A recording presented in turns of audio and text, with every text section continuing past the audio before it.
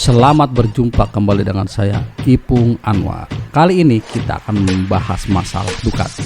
Masalah Ducati GP 2024 di awal musim akan dibalas mulai paruh kedua. Meskipun dikabarkan bahwa Ducati GP 24 mengalami perombakan yang jauh lebih baik dari GP 2023 dalam hal performa, namun motor baru jelas belum teruji.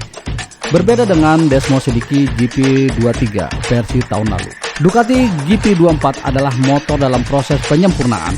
Masalah yang timbul kemungkinan bisa jadi justru lebih besar dari awal musim dan butuh waktu bagi pabrikan untuk menyempurnakannya. Tahun sebelumnya tim resmi juga kalah dan bermasalah di awal musim, namun bisa membalas di pertengahan musim. Akankah hal ini terulang lagi tahun ini? Karena performa motor Ducati terbaru GP24 di kota kurang memuaskan, mengingat ini adalah motor spek tim resmi, di mana kondisi kali ini adalah pertama kalinya pabrikan Borgo Panigale dikalahkan oleh dua merek rival yakni Aprilia dan KTM. Masalah utama adalah getaran motor yang buruk.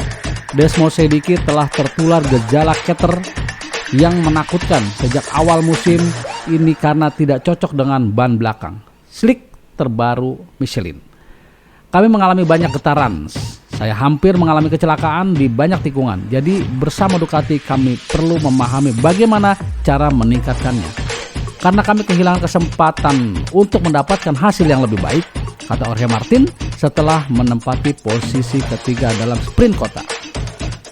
Semakin kuat cengkraman yang dimiliki Ducati, semakin buruk pula getarannya, sehingga Martin kesulitan menggunakan bagian belakang yang soft saat sprint.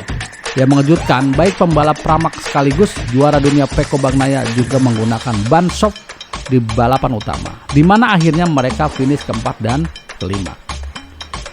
Motornya banyak bergerak di bagian depan dan saya merasakan getaran di bagian belakang.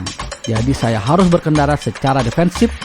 Itu sulit, tapi kami harus tetap tenang, memahami situasi dan berusaha menyelesaikan setiap balapan di posisi terbaik.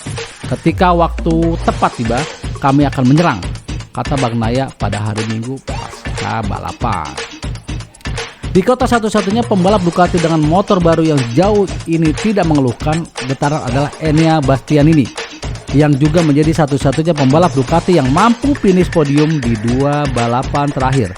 Apakah karena dia menggunakan settingan motor berbeda, teknik balap berbeda, atau posisi berkendara berbeda?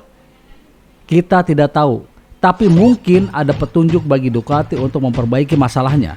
Karena jika Aprilia dan Acosta terus melaju seperti saat ini, dominasi Ducati di MotoGP akan terancam.